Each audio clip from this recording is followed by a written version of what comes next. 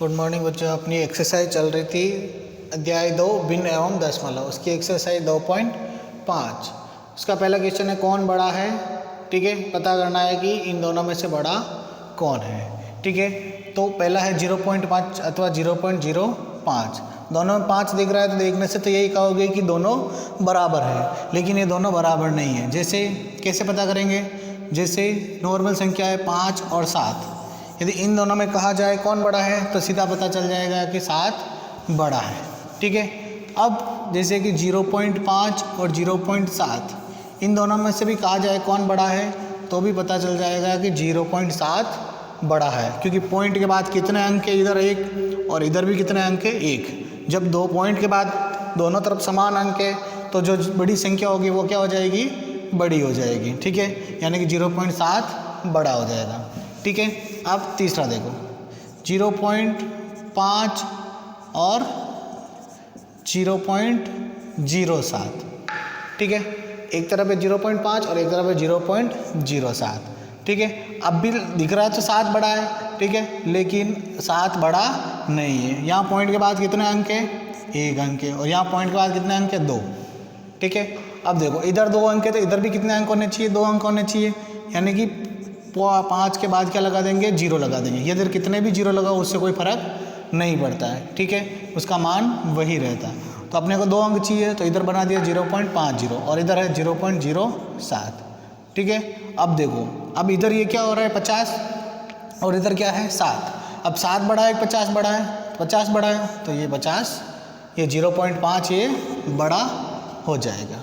ठीक है, उसी प्रकार जैसे अब ये है कि 5 और 0.05 दोनों में से कौन सी बड़ी है। ठीक है, या 0.5 कुछ भी हो। अब ये 5, अब इसके यहाँ पर कोई पॉइंट नहीं है, मतलब ये क्या है, इस प्रकार से संख्या है जिसके वहाँ पर कोई पॉइंट नहीं लग रहा है। मतलब ये संख्या जैसे 12 है तो वो संख्या क्या है 12.0, 18 है तो वो क्या है 18.0, 110 है तो वो क्या है 110.0। ठीक है, क्योंकि पीछे 0 है। ठीक है, इसको ये भी लिख सकते हैं, ये दोनों क्या है एक दूसरे के बराबर। अब 5.0 और इधर क्या है 0.05। अब पॉइंट की बात तो बात की बात है, लेकिन पॉइंट के पहले इधर 5 है और इधर 0 है और इधर कितने 5, तो सीधी बात ये बड़ी होगी। सीधी बात ये क्या हो जाएगी, बड़ी हो जाएगी। ठीक है, ठीक है, इसी प्रकार से इनको देखेंगे। और देखो जैसे 3.4 और 5.7। ठीक है, इस प्रकार से कोई संख्या है। ठीक है, तो 3, अब पहले देखो इस प्रकार की संख्या में जब पॉइंट के आगे कोई संख्या है तो देखना है कि इन दोनों में से बड़ी कौन सी, 3 है या 4 5 है। 5 बड़ी है तो सीधी बात है ये बड़ी होगी, फिर बाद वाली संख्या को देखने की कोई ज़रूरत नहीं है। यदि ये होता है 3.4 और 3.7, ठीक है, दोनों पॉइंट के आगे 3 3 है, बराबर है, फिर पॉइंट के बाद वाली देखनी है कि 4 बड़ी है 7 बड़ी, 7 बड़ी है तो ये बड़ी हो जाएगी। ठीक है, इस प्रकार से इनको देखना है। ठीक है, अब सवाल करते हैं। ठीक है, अब ये क्या है 0.5, इसको लिख लेंगे 0.50, क्योंकि पॉइंट इसके बाद 2 अंक है, और ये 0.05, ये 0.05।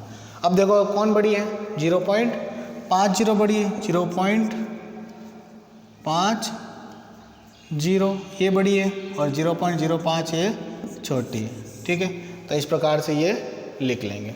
फिर इसमें 7 को क्या लिख सकते हैं, 7.0 और 0.7 का 0.7 लिखेंगे, सीधा दिख रहा है ये बड़ी है तो 7.0 ये 0.7। ठीक है, इस प्रकार से ये क्वेश्चन करना है। ठीक है, एक और देख लो जैसे 0.8 अथवा 0.88। ठीक है, तो 0.8 को क्या, अब पॉइंट के बाद 2 अंक, 1 अंक है, इधर 2 अंक है तो इसके भी 2 अंक बना लेते हैं। तो 0.80 और ये 0.88। अब देखो दोनों में कौन बड़ी है, 80 बड़ी है 88 बड़ी है। ठीक है, 88 बड़ी है, यानी कि 0.8 और ये 0.88, इस प्रकार से। ठीक है, इस प्रकार से ये क्वेश्चन करने और बचे हुए रिमेनिंग क्वेश्चन करने। ठीक है, क्वेश्चन नंबर 1। अगला क्वेश्चन है क्वेश्चन नंबर 2, दशमलव का उपयोग करते हुए निम्नलिखित को रुपए में बदलिए। ठीक है, इनको रुपए में बदलना है। पहला है 7 पैसे, ठीक है, और दूसरा है ये तीसरा है 77 रुपये 77 पैसे। अब उसके पहले ये एक चीज़ पता होनी चाहिए, 1 रुपये में कितने पैसे होते हैं? 100 पैसे होते हैं। 1 रुपये में कितने पैसे होते हैं? 100 पैसे। अब यदि 5 रुपये को पैसे में बदलना है तो क्या हो जाएगा? 500 पैसे, ठीक है, ये चीज़ें तो पड़ी है। 15 रुपये को पैसे में बदलेंगे तो क्या हो जाएगा? 1500 पैसे, ठीक है। यानी कि रुपये को जब पैसे में बदलना है तो क्या करेंगे? 100 से गुणा। क्या किया था यहाँ पर? 5 × 100 और यहाँ पर 15 × 100, ठीक है। लेकिन अब पैसे को रुपए में बदलना है, पैसे को रुपए में, ठीक है। जब भी बड़ी चीज़ को छोटी चीज़ में बदलना है तो गुणा करते हैं, ठीक है, और जब छोटी चीज़ को बड़ी चीज़ में बदलना है तो भाग देते हैं, ठीक है। अब जैसे कि 500 पैसे है, इसको रुपए में बदलना है तो क्या करेंगे? 100 का भाग देंगे तो क्या हो जाएगा? 5 रुपये। तो 5 रुपये का 500 पैसे, तो 500 पैसे का कितना हो जाएगा? 5 रुपये। तो क्या किया? 100 का भाग दिया। 100 का भाग देने पर एक जीरो से एक जीरो, दूसरे जीरो से दूसरे जीरो, तो क्या बचा? 5। तो ये 5 रुपये, ठीक है। इस प्रकार से इनको करना है, ठीक है। अब जैसे कि 55 पैसे है, इसको रुपये में बदलना है तो क्या करना पड़ेगा? 55/100 रुपये, ठीक है। अब इसके आगे बताया था जब भाग में 2 जीरो हो, भाग में 2 जीरो हो, ठीक है, तो वो क्या होता है? शतांश। क्या होता है?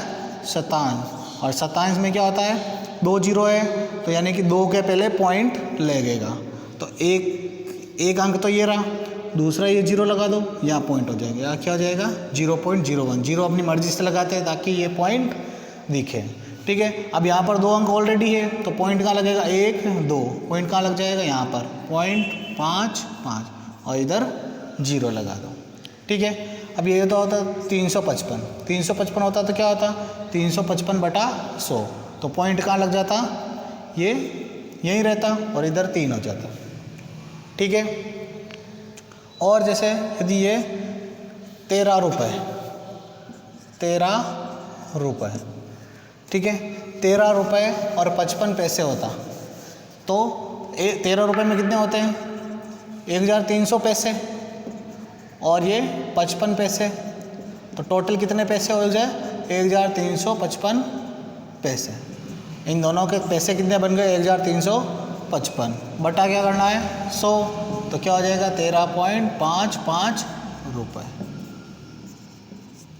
ठीक है। यानी कि 100 का भाग देना है जब पैसे को रुपए में बदलना है, ठीक है। इतने सारे उदाहरण बता दिए, अब क्वेश्चन करते हैं, ठीक है। पहला है 7 पैसे को रुपए में, तो 7/100, एक अंक ही है तो 7 जीरो, ये पॉइंट 0.07 रुपये, ठीक है। फिर दूसरा 77 रुपये 77 पैसे, यानी ये कितना हो जाएगा? 77 रुपये के पैसे हो जाएंगे 7700 पैसे प्लस 77 पैसे, टोटल कितने हो जाएंगे? 7777 पैसे, ठीक है। अब इसको रुपए में बदलना है तो क्या करना पड़ेगा? 7777 में 100 का भाग देंगे तो ये किस में बदल जाएगा? रुपए में। अब 2 जीरो है तो 2 के पहले पॉइंट, यानी कि 7 7, यहाँ पॉइंट आ जाएगा और इधर ये 7, तो ये 77.77 रुपये, ठीक है। तो ये हमने क्वेश्चन नंबर 2, इसके बाकी के बचे हुए सवाल इसी प्रकार से करने हैं, ठीक है।